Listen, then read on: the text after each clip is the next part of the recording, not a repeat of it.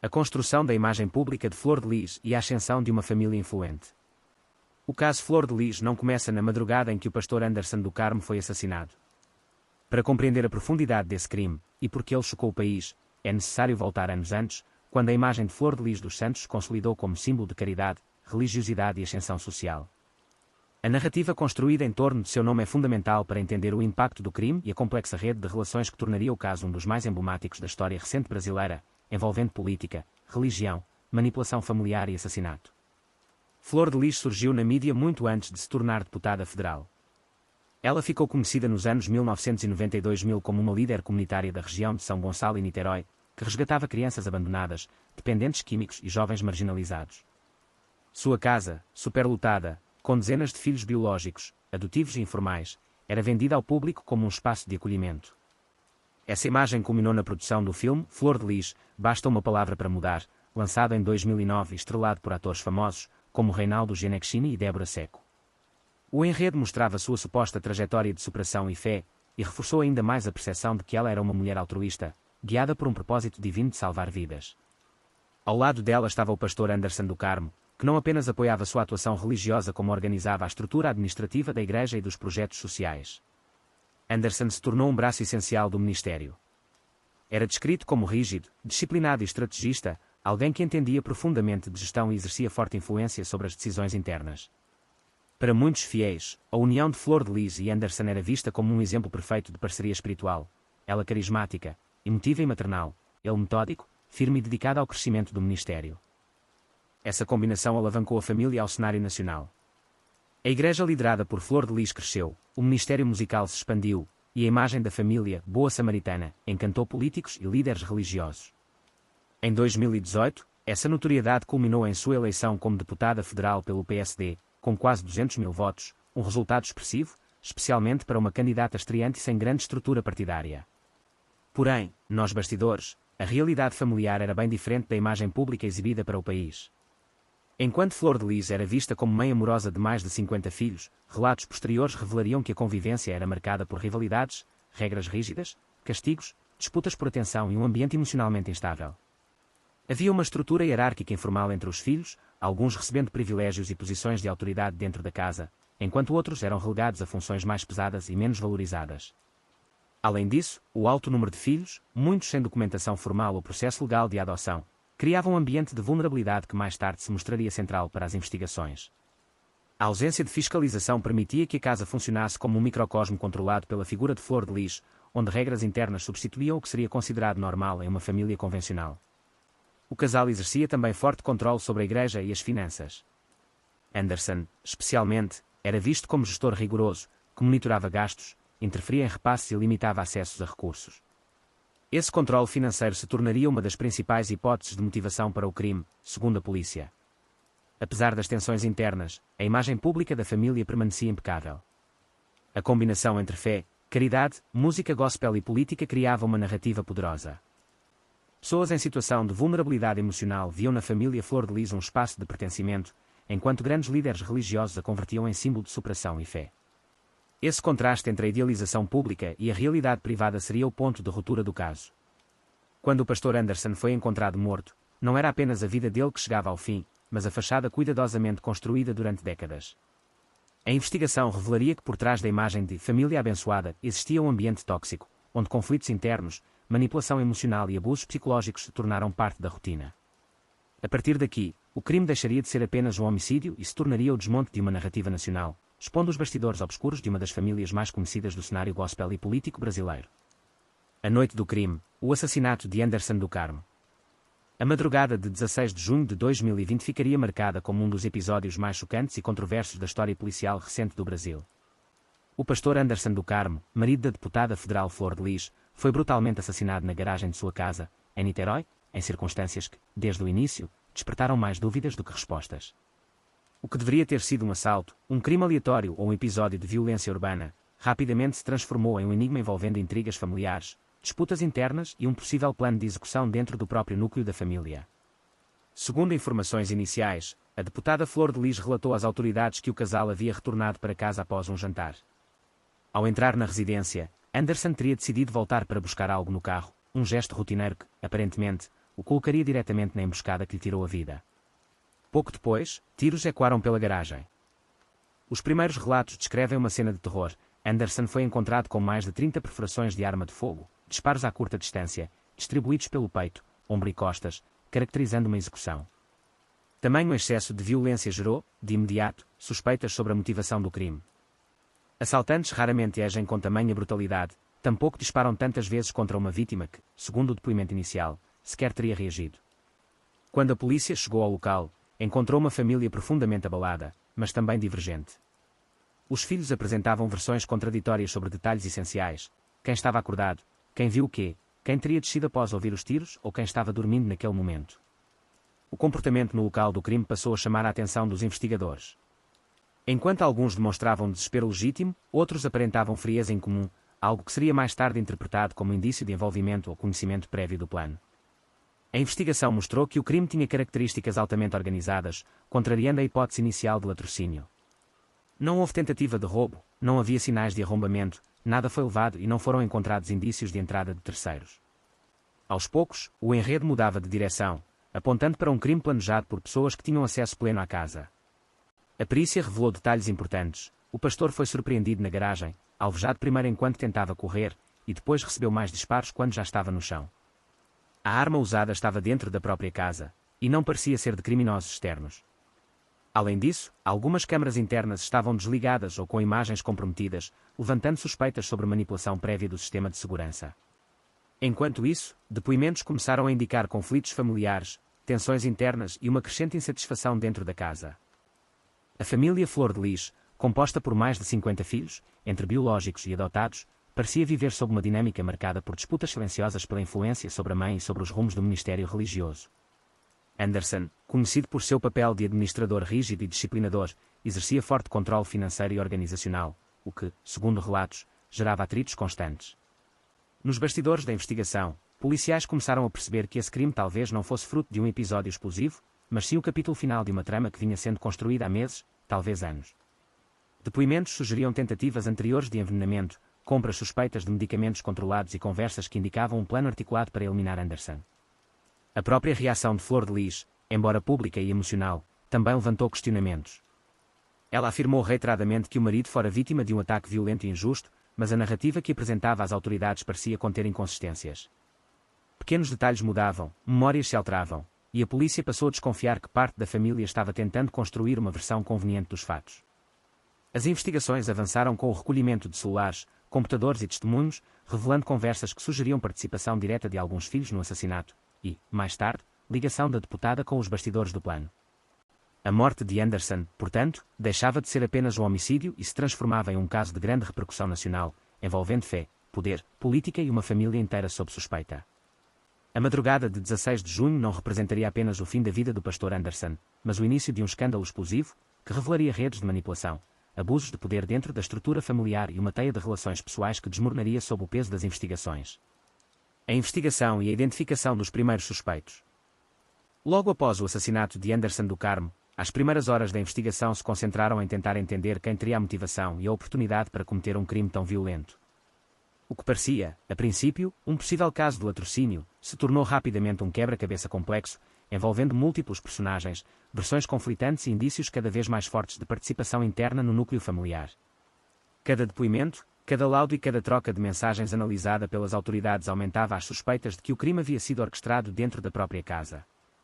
A Divisão de Homicídios de Niterói iniciou os trabalhos analisando o cenário do crime, que apresentava inconsistências gritantes. Nada havia sido roubado, não havia sinais de luta, e as câmaras de segurança estavam misteriosamente inoperantes.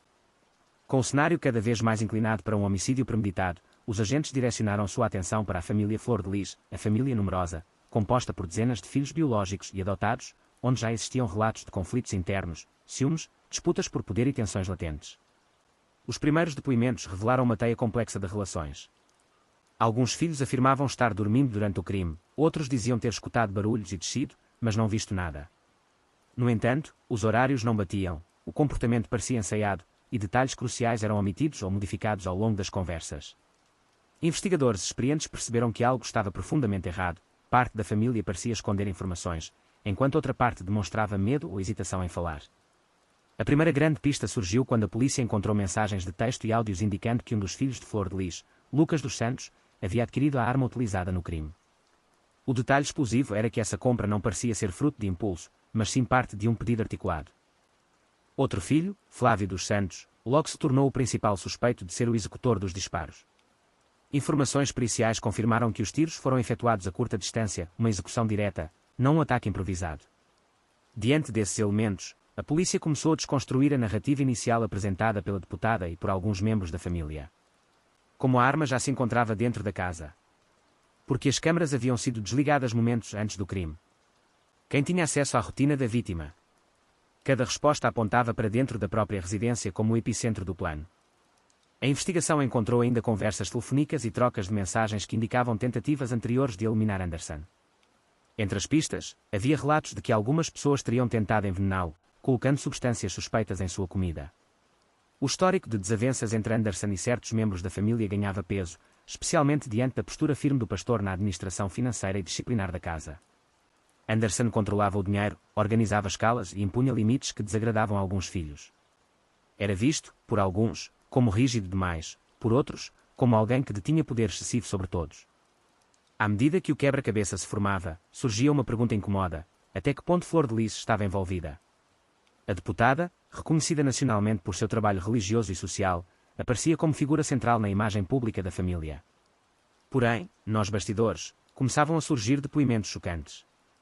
Filhos afirmaram que a mãe exercia influência emocional sobre eles e, em alguns momentos, sugeria que a única forma de solução para os conflitos com Anderson seria a morte dele. Embora essas afirmações ainda dependessem de provas mais sólidas, geravam impacto suficiente para colocar a parlamentar como uma possível mandante nos bastidores. Policiais aprofundaram a investigação, vasculhando celulares, computadores e históricos bancários. Encontraram indícios de que Flor de Lis poderia estar ciente das tentativas de envenenamento e, em algumas situações, teria tentado manipular versões dos envolvidos para afastar a polícia da verdade. Mensagens indicavam que ela teria orientado filhos a manterem a narrativa do latrocínio, reforçando a ideia de um assalto mal-sucedido. A cada semana, os investigadores descobriam novos detalhes que desmontavam a imagem de uma família unida. Tensões ocultas surgiam, disputas pelo controle do ministério religioso, ciúmes entre filhos biológicos e adotados, ressentimentos acumulados, administração financeira centralizada em Anderson, e a impressão de que ele havia perdido apoio dentro da casa. O pastor, segundo depoimentos, sabia que algo estava errado. Relatava a sensação de estar sendo sabotado e acreditava que alguns espaços da casa estavam sendo armados contra ele. Com o avanço das perícias, depoimentos e quebra de sigilo de mensagens, o caso tomou proporções nacionais. A mídia investigativa passou a acompanhar cada passo, revelando detalhes inéditos e expondo contradições que antes estavam escondidas em camadas de segredo e religiosidade. Nesse ponto da investigação, a polícia já havia identificado os primeiros suspeitos diretos, mas a grande questão permanecia: quem estava por trás do planejamento? E, principalmente, até onde chegava o envolvimento de Flor de Lis?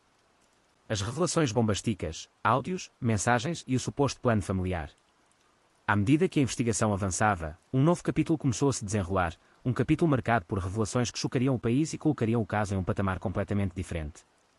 O que era inicialmente tratado como um possível crime impulsivo passou a ser configurado como um plano articulado, envolvendo múltiplas tentativas, manipulação emocional e uma dinâmica familiar permeada por conflitos e poder. A virada decisiva ocorreu quando a polícia obteve acesso a áudios, mensagens e históricos telefónicos que desmontariam de vez a versão oficial apresentada pela própria Flor de Lis nas primeiras horas do caso. O ponto mais explosivo foi a descoberta de mensagens que, segundo os investigadores, indicavam que a morte de Anderson teria sido planejada ao longo de meses, e não em um momento de súbito descontrole. Entre essas mensagens, havia conversas entre filhos e filhas que sugeriam que o pastor já era alvo de tentativas anteriores de homicídio, algumas delas através de envenenamento. Em determinados diálogos, membros da família discutiam o uso de substâncias para misturar na comida de Anderson. Embora não existissem provas definitivas de que essas tentativas resultaram em reações físicas graves, a simples existência dessas conversas já representava um elemento perturbador. Uma das mensagens mais citadas pelos investigadores foi uma em que uma das filhas afirma, supostamente, que a solução para os problemas familiares seria tirar Anderson do caminho. Em outro trecho, um dos filhos comenta sobre um plano que não deu certo antes, fazendo referência a algo que teria sido tentado semanas antes da noite em que o pastor foi assassinado. Para a polícia, esse conjunto de conversas demonstrava que a morte não foi um evento isolado, mas parte de um processo premeditado. A descoberta dos áudios foi outro ponto decisivo. Em uma das gravações, Flor de Lis aparece discutindo com familiares sobre problemas na administração da casa e do ministério religioso, reforçando a ideia de que Anderson exercia controle excessivo e atrapalhava o andamento dos projetos. Embora a defesa argumentasse que a deputada nunca incentivou o crime, investigadores interpretaram alguns trechos como tentativas sutis de manipulação emocional, pressionando filhos a enxergar Anderson como responsável por todos os conflitos da família. Muito do conteúdo encontrado nos celulares revelava também uma profunda divisão interna. Alguns filhos temiam o poder que Anderson exercia, enquanto outros, contrários à ideia de qualquer violência, afirmavam que viviam sob constante pressão psicológica dentro da casa. Em grupos de mensagens, havia relatos de que Flor de Lis usava a religião como forma de autoridade absoluta nas decisões familiares, reforçando a ideia de que todos deveriam obedecer à vontade divina que ela afirmava interpretar. Esse conjunto de informações levou os investigadores a uma linha de raciocínio ainda mais delicada, a possibilidade de que Flor de Lis não apenas soubesse das tensões, mas que pudesse ter direcionado o rumo dos acontecimentos, não necessariamente com ordens diretas, mas com sugestões, insinuações e discursos repetidos sobre libertação e mudanças necessárias. A natureza desses diálogos frontais ou velados se tornaria tema central durante o processo judicial. Outro ponto essencial foram as contradições nos depoimentos. Áudios encontrados mostravam familiares combinando versões sobre o que deveria ser dito à polícia. Mensagens trouxeram à tona tentativas de ajustar horários, inventar falas ou construir uma narrativa coerente, mas artificial, de latrocínio. A polícia identificou que essas versões eram inconsistentes entre si, especialmente quando comparadas com registros de câmaras de vizinhos, dados de geolocalização e horários de acesso a aparelhos celulares. Diante desse cenário, a narrativa pública de Flor de Lis começou a ser questionada abertamente pela opinião pública. A deputada, que nos primeiros dias chorava diante das câmaras e pedia justiça para o marido, passou a ser vista como figura central em um enredo cheio de manipulações. Ainda assim, ela negava todas as acusações e se defendia afirmando que estava sendo vítima de perseguição política e religiosa. Por outro lado, para os investigadores, o conjunto de provas digitais pintava um quadro sombrio, o de uma família fragmentada, onde ressentimentos, disputas e manipulações se misturavam com crenças religiosas e estruturas de poder. Os áudios e mensagens reforçavam a hipótese de que o crime foi planejado por um grupo, com participação direta de alguns filhos, mas com influência emocional e psicológica de alguém em posição de autoridade, justamente Flor de Lis. Essas descobertas mudaram o rumo do caso e iniciaram uma fase ainda mais intensa da investigação, a reconstrução completa das horas que antecederam o crime, a rota dos suspeitos, a origem da arma, sobretudo, o papel exato que cada integrante desempenhou. A partir desse ponto, o caso deixaria de ser apenas uma tragédia familiar para se transformar em um dos escândalos político-religiosos mais impactantes do Brasil contemporâneo. O colapso da narrativa oficial e a virada do caso na justiça. À medida que novas provas surgiam, a narrativa construída por Flor de Lis desde as primeiras horas após o crime começou a ruir de forma irreversível. O que inicialmente parecia ser um roubo seguido de morte foi sendo desconstruído ponto a ponto, até que o enredo apresentado pela deputada se desfez por completo. A justiça, diante de contradições gritantes, passou a enxergar o caso com clareza crescente. O assassinato do pastor Anderson do Carmo não apenas fora premeditado, mas também ocultado por uma teia de versões desenhadas para proteger os verdadeiros envolvidos. O colapso da narrativa começou com a análise detalhada das câmaras de segurança próximas à residência do casal. Inicialmente, Flor de Lis afirmou que bandidos haviam seguido Anderson e o abordado na garagem. Porém, nenhuma imagem, nem de longe, mostrava movimentação suspeita de terceiros na rua. A ausência total de veículos ou pessoas estranhas aproximou ainda mais a polícia da hipótese de crime interno, cometidos por pessoas da própria casa. Paralelamente, os laudos da perícia balística revelaram erros graves na versão apresentada pela deputada. A arma usada no crime foi encontrada posteriormente na residência de um dos filhos, e as digitais, em vez de pertencerem a supostos assaltantes, indicavam parentes da própria família. O Ministério Público interpretou esses fatos como uma tentativa clara de encobrir os verdadeiros executores. Com o avanço das investigações, contradições nos depoimentos se tornaram impossíveis de ignorar. Flor de Lis, que afirmava ter descido até a garagem após ouvir os tiros, teve sua versão contestada por testemunhas internas que afirmavam que ela estava no segundo andar, aparentemente tranquila, sem demonstrar desespero imediato. Mensagens extraídas de celulares mostravam que alguns filhos foram orientados a padronizar suas falas, reforçando a suspeita de que havia uma tentativa coordenada de manipular o curso das investigações. O ponto de ruptura ocorreu quando Wagner dos Santos, um dos filhos adotivos, decidiu colaborar com a polícia. Ele relatou que Flor de Lis teria conhecimento das tensões internas e que, segundo ele, pressionava emocionalmente alguns membros da família a crer que Anderson era um obstáculo espiritual. Suas declarações reforçaram a teoria do Ministério Público de que a deputada exercia forte influência psicológica sobre os filhos, influência esta que poderia ter sido usada como catalisadora para o crime. Diante do acúmulo de provas, o Ministério Público pediu o afastamento da imunidade parlamentar que protegia Flor de Lis. Embora ela continuasse afirmando inocência e alegando perseguição política e religiosa, a pressão pública e judicial aumentou exponencialmente. A grande virada ocorreu quando a Polícia Civil apresentou o relatório final da investigação, concluindo que Flor de Lis não apenas sabia do plano, mas teria induzido e encorajado moralmente a ação de seus filhos. A Justiça, então, abriu processo criminal contra ela e outros 10 envolvidos. O documento detalhava minuciosamente as tentativas anteriores de envenenamento, os áudios manipulados, as mensagens incriminatórias e as contradições no comportamento da deputada nos dias que antecederam a morte. O enredo construído por ela, antes sustentado com teatralidade diante da mídia, desabava diante de evidências duras e incontornáveis. No âmbito público, a confiança na figura de Flor de Lis se dissolvia rapidamente. A deputada, antes vista como salvadora de crianças em vulnerabilidade, passou a ser retratada pela imprensa como protagonista de um dos maiores escândalos familiares já expostos no país. Programas jornalísticos analisavam cada detalhe do caso, especialistas comentavam as falhas e inconsistências, e o público se dividia entre perplexidade, indignação e repulsa. O colapso da narrativa também teve repercussões políticas. Pressionada, a Câmara dos Deputados instaurou um processo para cassação do mandato de Flor de Lis. A argumentação central era clara: uma parlamentar não poderia permanecer no exercício da função enquanto respondia por crime hediondo com indicativos de participação direta. Após meses de debates, a cassação foi aprovada com votação expressiva. A Justiça, por sua vez, transformou o caso em símbolo de combate à manipulação do discurso religioso para benefício pessoal. Em suas manifestações, promotores reforçaram que o crime não poderia ser visto apenas como um ato de violência doméstica, mas como um projeto de poder sustentado por carisma, influência espiritual e manipulação psicológica. A queda de Flor de Lis, assim, representava não só a punição de um crime, mas também a desarticulação de uma estrutura construída em torno de sua figura pública. Ao final desta fase, o Brasil assistiu à completa desconstrução de uma imagem que durante décadas havia sido associada à caridade e à fé. A narrativa oficial apresentada por Flor de Lis não só desmoronou, como se tornou elemento central da acusação, prova de que, diante da verdade, discursos teatrais não resistem à força dos fatos. O julgamento, a condenação e o legado sombrio do caso Flor de Lis. O julgamento do caso Flor de Lis foi um dos eventos judiciais mais acompanhados da década, não apenas pela brutalidade do crime, mas pela combinação explosiva de elementos religiosos, políticos e familiares. Quando o Ministério Público apresentou a denúncia formal, o país inteiro voltou seu olhar para o tribunal.